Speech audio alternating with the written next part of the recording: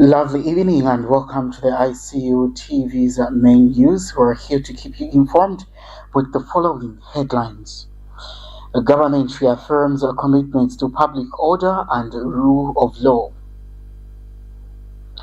Chasefu man arrested over wife's death. And of course, later in the news, 4 dead in road traffic accidents across Muchinga, central and southern provinces. In our international news, we have Red Cross volunteers die amid suspected Ebola outbreak in the Democratic Republic of Congo. And of course, in sports news, Copper Princess claim commanding 5-0 win over DRC in World Cup qualifier.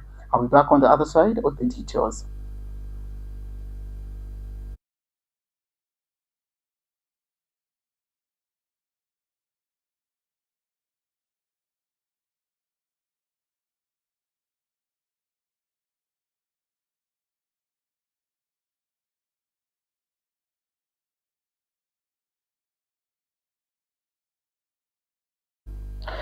Thank you so much for joining us on the ICU TV's main news tonight, 24th day of May 2025.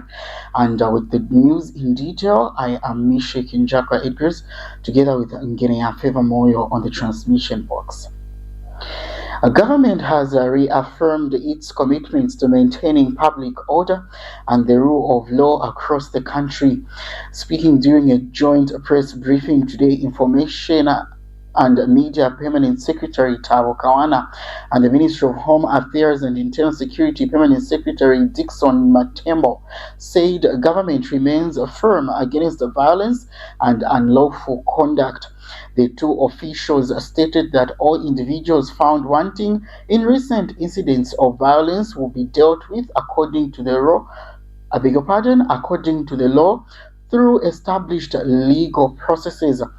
They added that maintaining peace and security is a shared responsibility and urged members of the public to cooperate with the law enforcement agencies.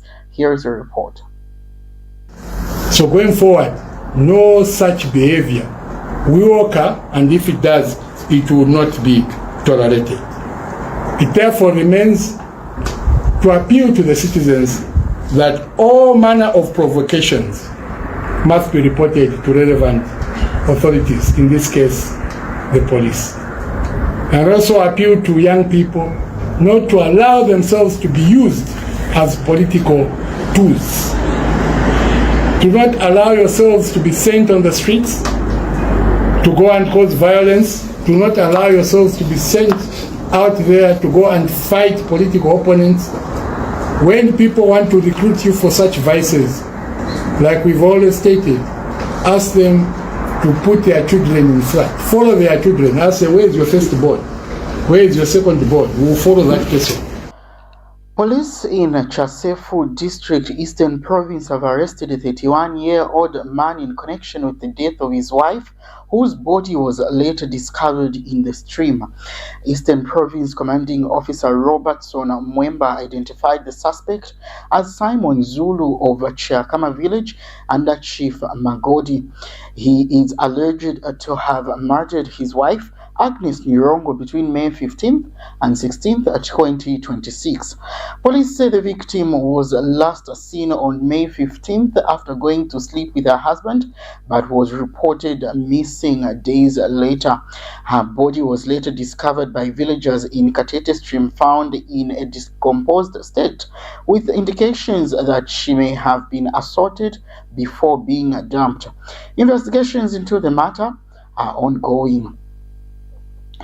The Zambia Police Service has reported that 4 people have died in a separate road traffic accident recorded on May 23, 2026 in Muchinga, central and southern provinces.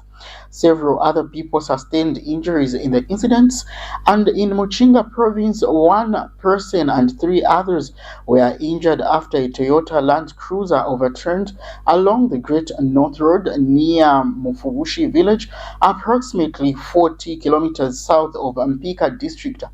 Police say the vehicle lost control due to excessive speed. Police in Central Province have recorded 2 people dead at the scene after a Higer bus collided with a stationary Mitsubishi Canter along the Dola Kampirimposhi Highway, while some southern province, 1 person died and 2 others were injured after Sino concrete mixer truck overturned along the Laka Mamba Road in Sinazongwe district.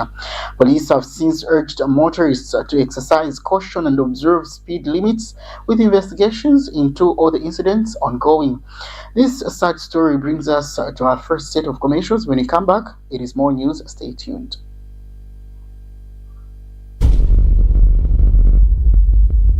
The Information and Communications University is complementing government effort in promoting legal and safe mining for all Zambians. ICU is offering a short practical training course to artisanal and small-scale miners and those who intend to venture into mining. This training covers identification of rocks and minerals, mining operations and equipment, health and safety in mining, environmental protection, licensing and compliance. Qualifications: National Registration Card NRC. Apply now at www.icuzambia.net. For more information, contact the ICU School of Mines, Department of Artisanal and Small-Scale Mining at +260 763 302 596 or +260 973 263 492. For analysis of mineral samples, contact the ICU School of Mines Laboratory at +260 973 263 492 or +260 977 833 434.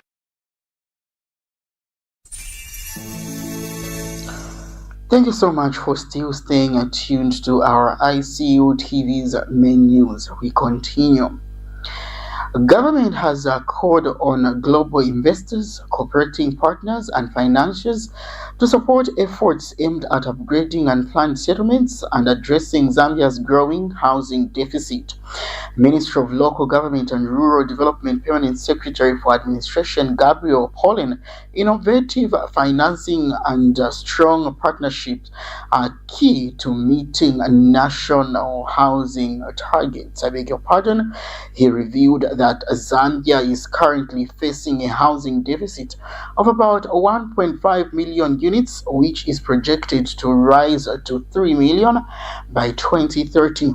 Speaking at the 13th session of World Urban Forum in Baku, Algerian, Dr. Pollen said government is leveraging multi-level partnerships to transform underdeserving areas into sustainable and well-serviced communities.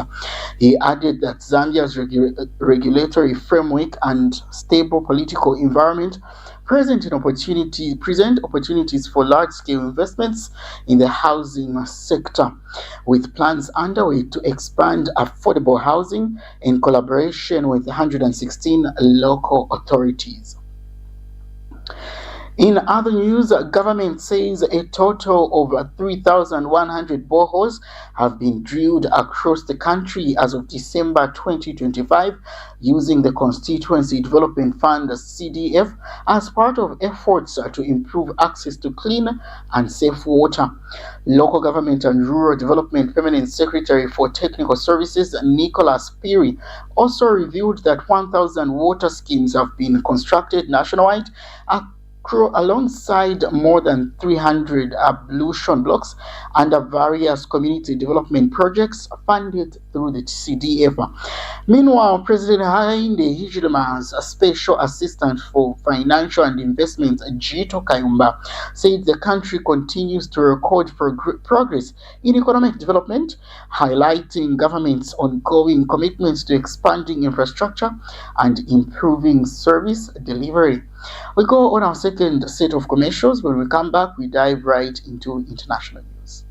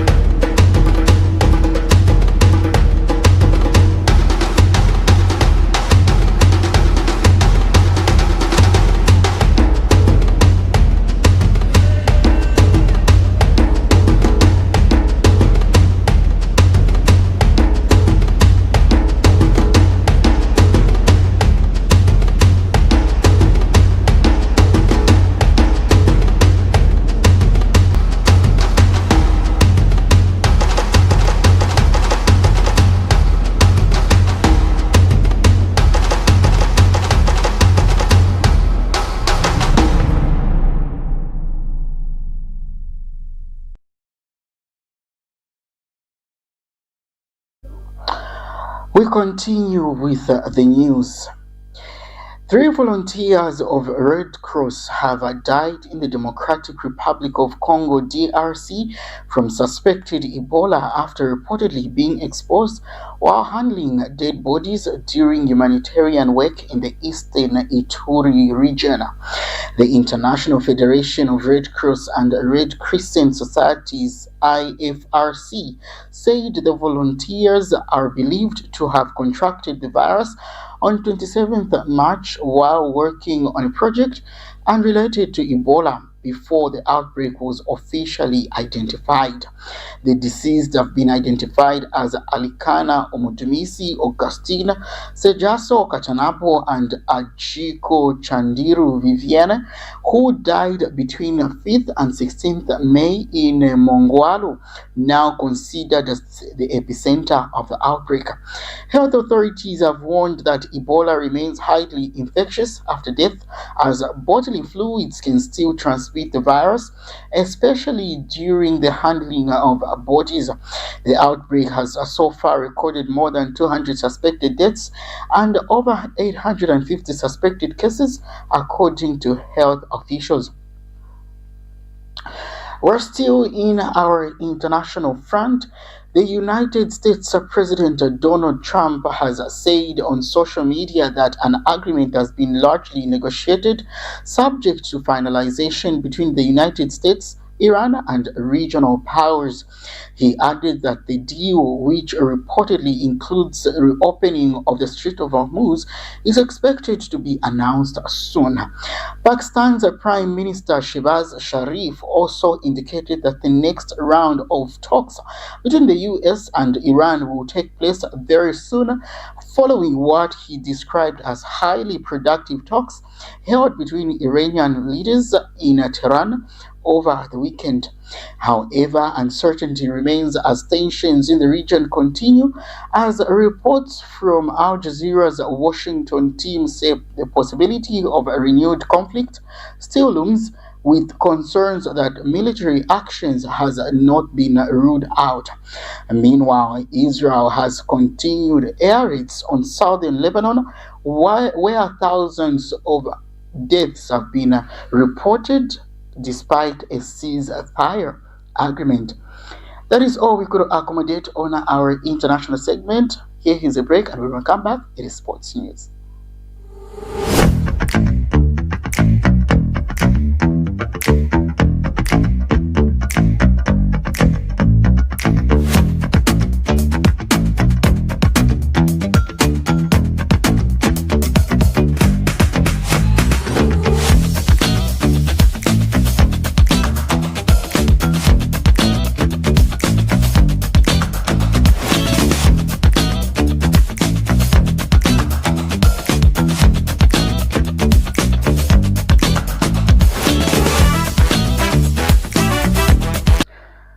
Thank you so much for still staying tuned to our ICU TV's main news. In sports news, the Zambia under-17 women's national team produced a strong performance in their Road to Morocco campaign, defeating the Democratic Republic of Congo 5-0 in the first leg of the FIFA under-17 Women's World Cup second round qualifiers. Zambia took the lead in the 23rd minute through Grace Piri before Natasha Kasema doubled an adventure just before halftime, sending the Copper Princesses into the break with 2-0 up. Kasema went on to complete a hat-trick as Zambia extended their lead to 4-0, while Blessings Mutale added the 5th goal from the penalty spot in a stoppage time to seal comfortable victory for the Copper Princesses. And the main news on ICU TV tonight, 24th May of 2026. But before we let you go, join me on the other side for headlines.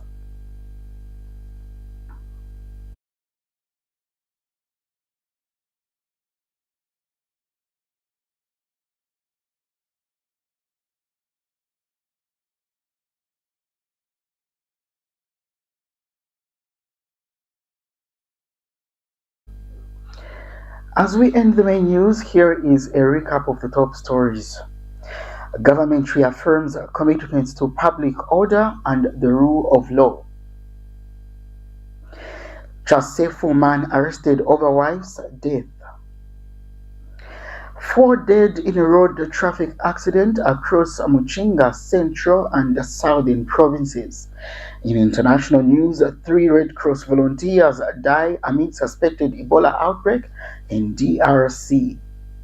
And finally, in sports news, Copper Princesses claim commanding 5-0 win over DRC in World Cup qualifier. And so the main news tonight on ICU TV. Thank you so much for staying tuned to our bulletin. Now, for these and other stories, feel free to follow us on our various social media platforms, ranging from LinkedIn, Twitter, now X, as well as Facebook. Better still, log on to www.icutvzm.com. I am Nishe Kinjaka Edgars, and on behalf of the entire ICU TV production crew, I have been with Favor and Moyo. Good night. Enjoy the rest of the week.